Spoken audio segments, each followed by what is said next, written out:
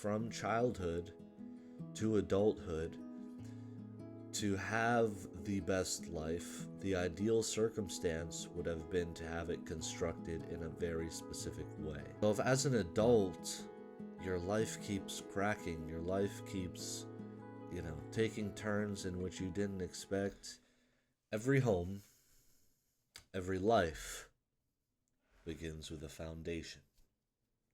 It has to be built from the ground up.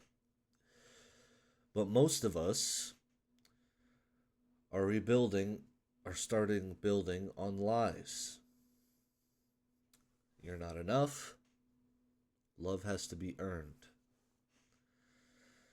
So if as an adult, your life keeps cracking, your life keeps, taking turns in which you didn't expect, and you're struggling immensely with your relationships, with your mental health, your emotional health, your spiritual health, your finances, your purpose in life, all of those things start in the foundation.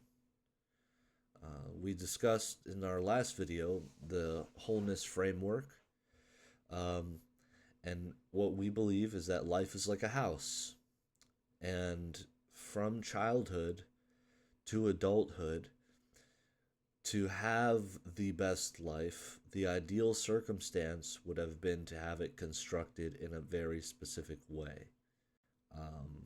Neurological brain development is so very important in childhood. Most people aren't even aware of these things, and until I became aware of these things, I was having a very difficult life, and I knew that my childhood was traumatic. I knew that I had an abusive father. I knew that I grew up in very poor socioeconomic status, but I didn't realize the depth of the damage that my childhood had wrought on my brain, my heart, my soul, my mind. And after coming to understand why I've acted in certain ways, why I've had certain decision-making patterns, why I've felt certain things over the years, has been such a tremendous blessing. And you may or may not relate to this, but for many years of my life, I would do things and I would feel things and I just didn't understand. And I had such trouble understanding myself, and such trouble understanding why. And I'm the type of person that I don't do well when I lack understanding. I mean, oh, excuse me. That's most likely everyone, right? Um, but I make that distinction. I have a tendency to suffer if I don't have understanding of something. If I understand about, why something's happening, um, it doesn't probably hurt any less, but it gives me the ability to, like, okay, I can go with the process, and then I can, if it's an issue or a problem, then I can start making moves towards solving that problem. Or if it's, you know, life's, you know, one of life's hard lessons, I know I can just move through that, because on the other side of it, with understanding, on the other side of it, I know I will gain, I will gain more knowledge, I will gain more wisdom. Um, if, if I'm aware of this is why we're going in that direction. Um, and so after I attempted to commit suicide, I really started looking into psychology. I really started to expand my mind, do a lot more research, and I'm reading a lot of books, It's one of my biggest recommendations for you guys. I'm reading a lot of books. But I wanted to talk about brain development and why we at Building a Home Inc. and the realizations that I came to, why we um, formulate the BHI framework in the way that we do, that life, a good life, a whole life, doesn't mean it's a life without suffering, but a life of wholeness, a life of a great life, a life with direction, has to start at the foundation, which is love and truth. And that is because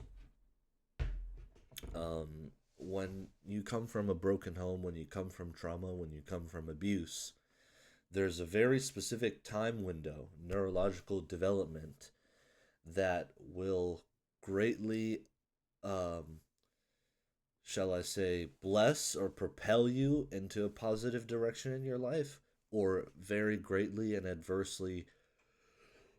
Excuse me, I'm yawning so much. I woke up early today and I quit coffee a month ago. I'm still going through that, learning how to wake up without coffee.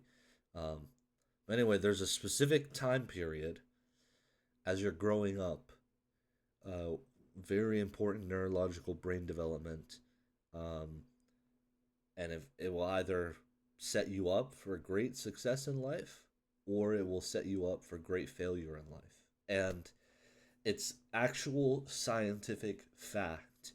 Even if you're doing hard work on yourself and you're trying to improve and you're trying to get better, I think the only way you can have realization of these things would be to know them, would be to come to realizing them and what they are, and why you have certain coping mechanisms that you do, why you have certain fears that you do, so that you have an understanding. Because for me, oftentimes what would happen was in my heart, deep, deep, deep down in my heart, um, I didn't want to be how I was. I didn't want to have certain reactions. I wanted to be better. I wanted to feel better. Um, but I just couldn't. And even though, yes, behavior and agency, we have free will, we have control of our actions, but there are things that are deeply seated within us that influence those things. And so brain development is so very important. When you're growing up as a child, between the ages of, um, from infancy to from being born, even before being born, some neuroscientists and some psychologists would argue it would pre-birth, the environment is important.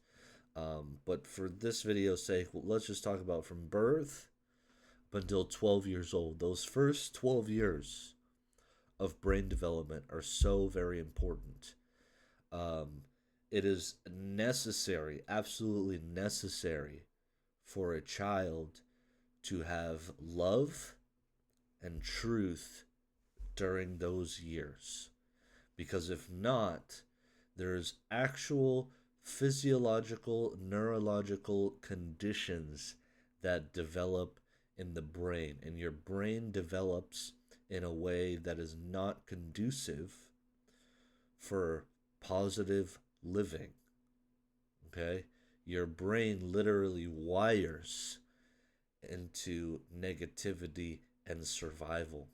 And survival is not living. And so I have my notes here. Just want to go through a few things as to why love and truth is so important. So if you see me looking to the side, I have a second monitor. I have my notes. Or I have my phone beneath me. I'm still trying to figure out a better way to do it. If I should look to the side, I want to stay in eye contact with you guys. Um, but I can't remember everything all the time. I try to do as much reading before I do a video, um, but you know, I just want to be honest and genuine as well. Um, so very important. But I want to talk about what happened to me. So first, when my foundation crumbled, when I lost love and truth, As you guys know, I mentioned it before. My parents got divorced when I was 8 years old. And unfortunately, um, my biological father, he had already, he was a very broken man. He was a very broken man before he ever met my mother. Um, and I'm not excusing his behavior by all means, but um, yeah, he had been tremendously abused by his parents growing up. My grandfather, his father, abandoned him at an early age, at about 5 years old, um, and then re-entered back into his life at about 18 years old. My grandmother, she beat the lights out of him. He was the oldest out of like six siblings, and so he had to in Latin countries. He's Peruvian. Just the culture, the older sibling uh, helps the parent take care of the younger siblings, and so he went through a whole lot of stuff, and that brokenness within him was never resolved, for the most part, because he acted out and you know uh, harmed many people, not just me, but he harmed almost everyone that was ever in his life ever till the day he died. Very few people that I know have fond memories of him. There may be a handful. Um, but anyway, so when my parents got divorced, I want to read what happens to a child, and it's actually what happens to you. It's not a maybe, it's not an if. When your parents divorce before the age of 12, this literally happens to you. It is scientifically proven in the research. Neurologists have talked about it for a very long time, and psychologists have talked about it for a very long time. The reason why I'm so passionate about it is because mental health cannot be a stigma anymore. We have to stop avoiding this avenue of our lives. This is the most important avenue of our life. If we are not pursuing positive, healthy mental state, doesn't matter whatever else you do. It really doesn't. Um, because again, then you're not living, you're just surviving, and you don't even realize why you make certain decisions that you do. Um, and so, what I'm going to read is just what happens to you um, as a child of divorce. And right when I need it, my notes are freezing. That's great. I'm just going to go here. So, the core idea of our foundational framework is that love and truth are the bedrock of wholeness. Why? Because without love, and we're talking about love not just as a feeling, but as a universal force, as an environment. An environment has to be loving for a child in brain development. Because without love, truth becomes cruelty. And without truth, love becomes chaos. And so, why that's so important? Because in psychological framework, psychologically, truth is integration. It means when everything is working together for the greater good of humanity, right? And love is secure attachment. Secure attachment is the psychological term that is used for love. It is when the attachment you have to people or to places around you, okay, um, stimulate positive growth. And obviously that manifests itself in a variety of different ways. But the whole point is that it stimulates positive growth in your, not only in your brain development, but um, in your ability to relate with people, because it's the actual definition of secure attachment I want to read to you is refers to a bond where an individual feels safe, supported, and connected, enabling them to express emotions freely, seek comfort, and confidently explore their environment, knowing they have a reliable base to return to. And so, what ends up happening is that secure attachment in early brain development as a child is something that is so necessary, because before the age of 10 years old, okay, we don't have identity yet. Our identity is received from our parents, and who we are as a person is received from our environment. Because with secure attachment, psychologically, what it teaches you in those key years of growing up in brain development is what allows you to develop a regulation of emotions and feelings. You get emotional intelligence, okay? Trust, empathy, and compassion, okay? Secure attachment also provides you the ability of being comfortable, being close, and being in proximity to people, right? And being alone simultaneously. Secure attachment teaches you how to communicate effectively. So I remember so many times in my life, even to this day with my wife, um, I have to work so hard on effective communication. And I'm realizing it's because that trauma that happened to me as a child growing up, it just it completely skewed my ability to do all these things, right? Secure attachment also helps you develop good coping and problem solving skills.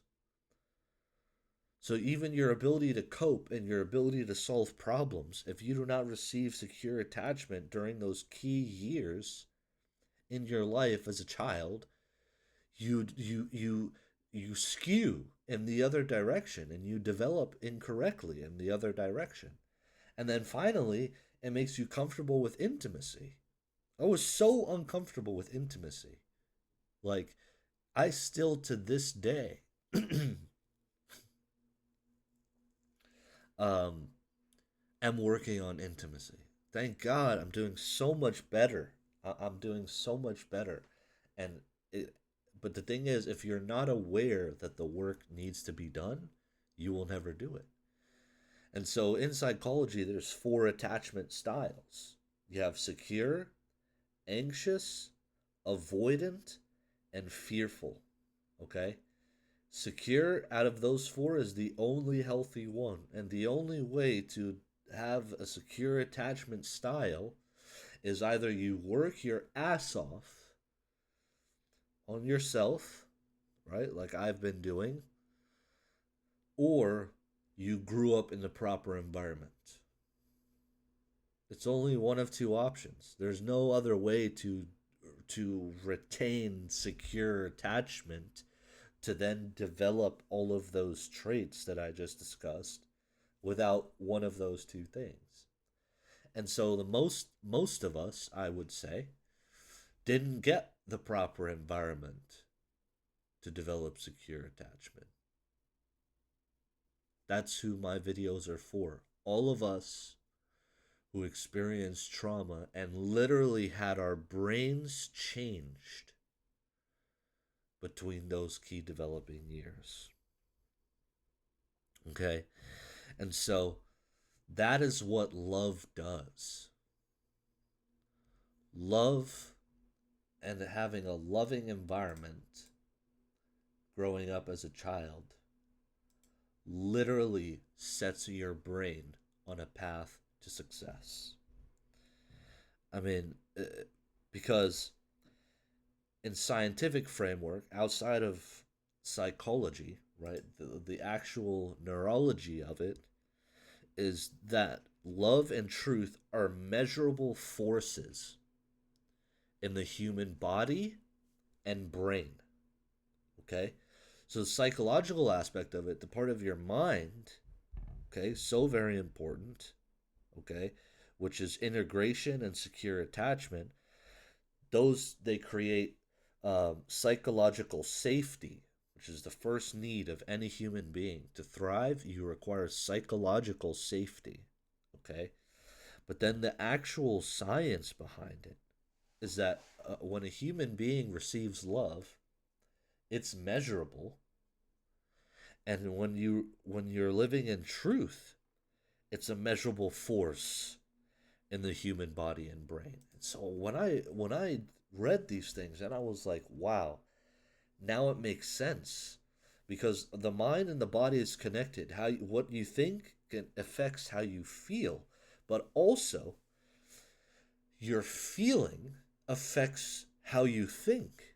It's intertwined. That's why building a home inc is about wholeness, understanding the big picture, so that we all have a basis to live, not just survive, but to live.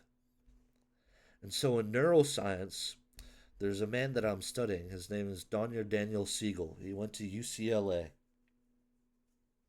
And in functional MRI studies, okay, show that emotional safety and truthful processing, I have my notes right here, activate the prefrontal cortex. So the prefrontal cortex is the part of the brain, the seat of logic, empathy, and morality. Okay? So your logic, empathy, so logic, your capacity for critical thinking, your capacity to understand concepts, right? To think logically, to search for facts and accept facts as fact, right? Empathy, how to empathize, your ability to connect with other human beings, being an empath, right? And morality, your sense of right and wrong. Without love and truth in your life, even your sense of right and wrong can be skewed, right? And so love and truth literally synchronize the brain. They activate the prefrontal cortex, right? And so what happens in my situation specifically, I learned how to lie like that, because the truth was death. When you grow up in an abusive situation, the truth is death. So you lie as a coping mechanism, and you learn to lie well, especially with an abusive parent. Okay?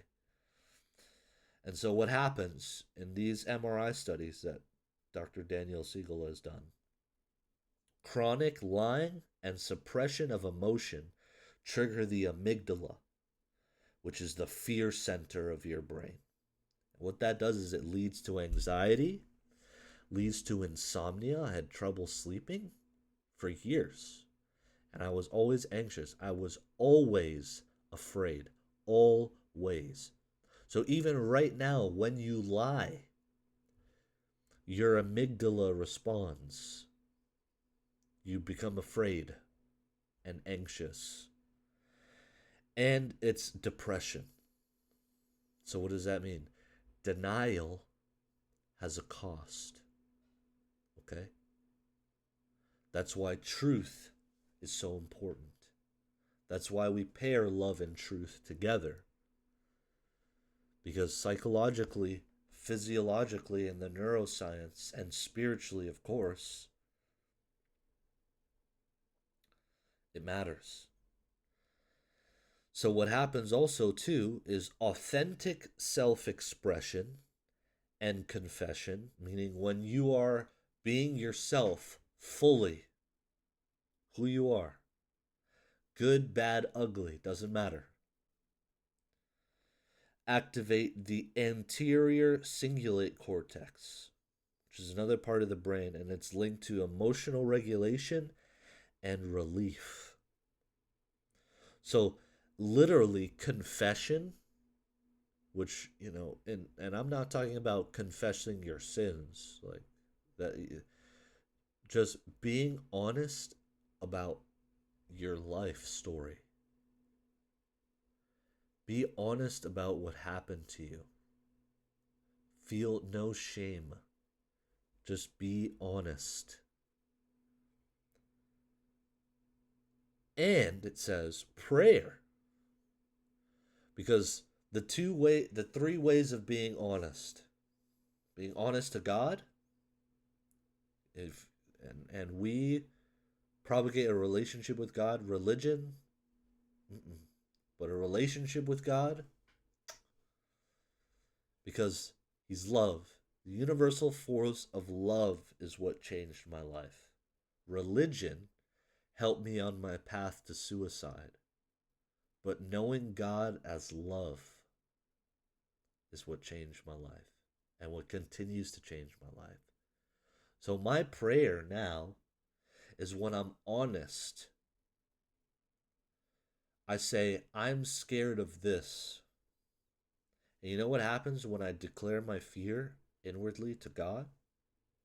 I start to feel better. Because unless you're moving in honesty, He can't move on your behalf. Not because He doesn't want to, He just can't. So, literally, confession and prayer lower stress hormones in the body. When you tell the truth, that's what confession really means. Not, sitting in your priest's booth and saying, "Oh, Father, it's been 3 days since I have sinned." No. Confession is when you're being honest about everything about you. What are you scared of? What are you not scared of? What happened to you growing up? And I know it's very hard to talk about these things, because your brain is in survival mode. So it wants you to stay silent. It wants you to shut your mouth. But don't. Put an investment into living, not surviving. Start telling the truth. Start being honest. This happened to me. That happened to me. My father abandoned me. My father mistreated me.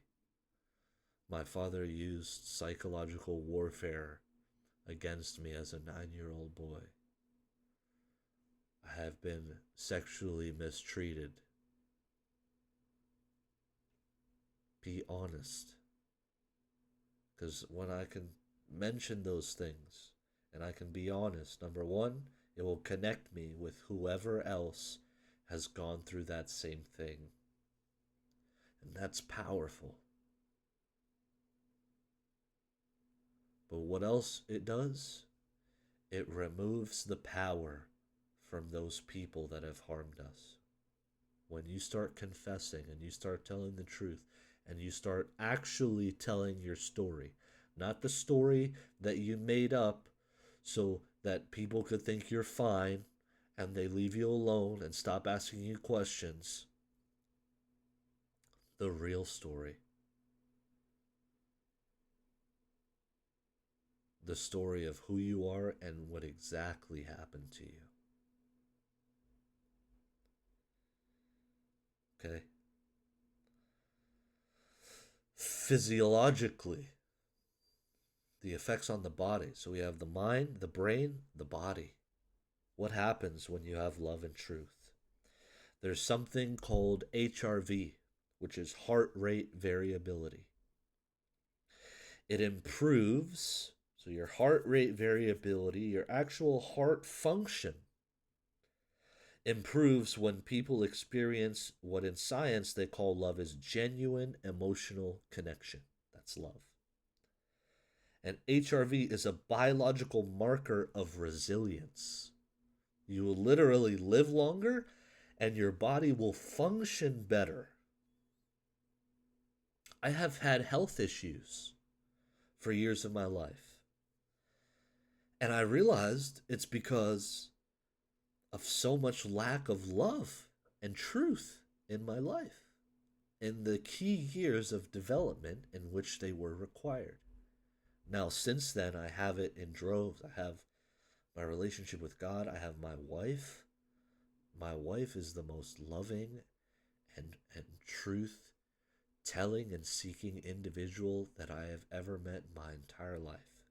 And some of you maybe not had the opportunity to find your person yet. And that's okay.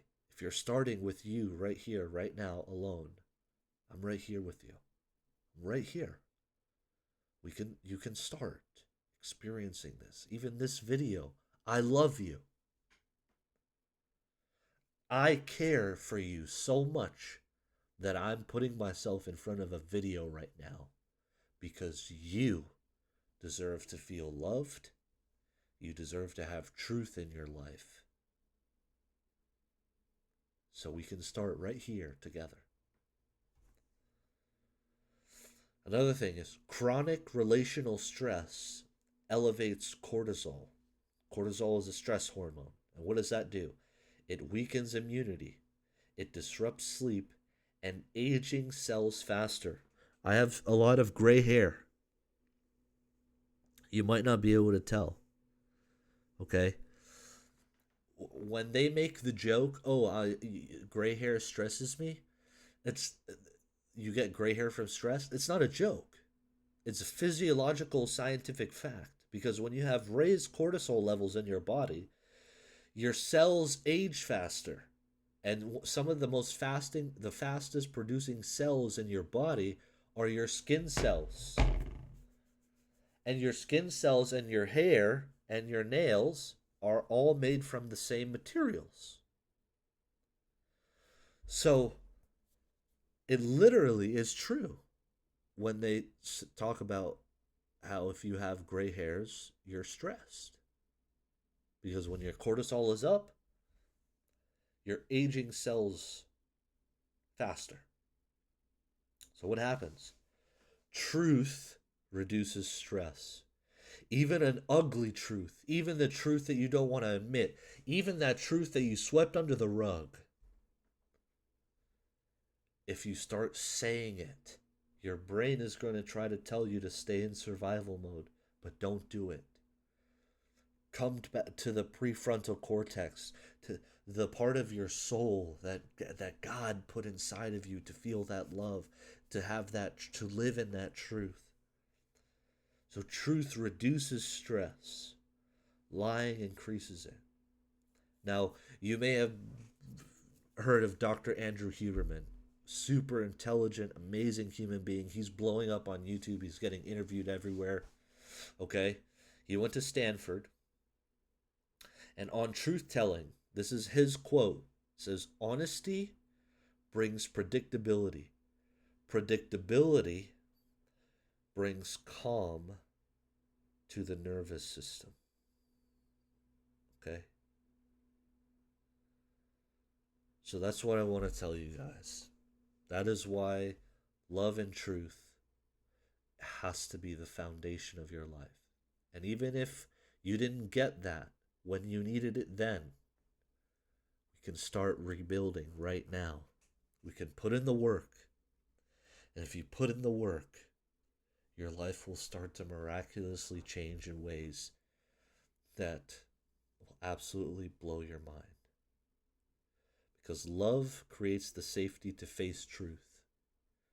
No matter what you've done, when you confess and you tell the truth to God first, He will never turn away from you, ever.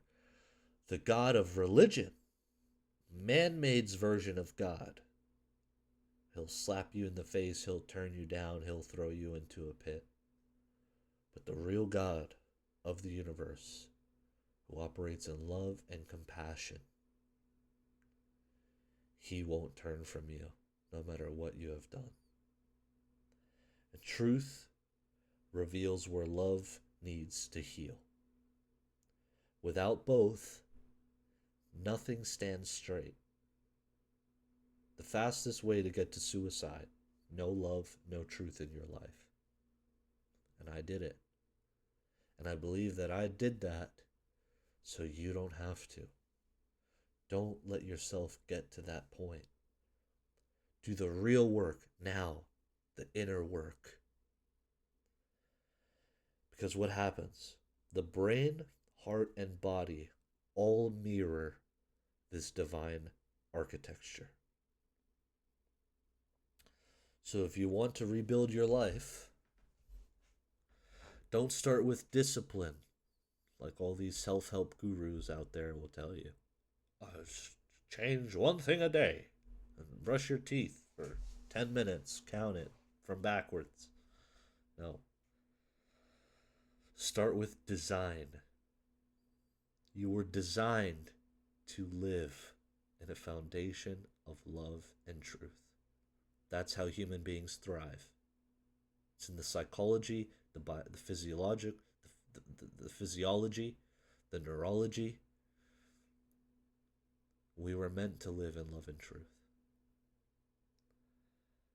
So build your life on love, truth, and the rest of your house will follow. This has been Thomas Emmanuel Orms-Obrien. I love you guys.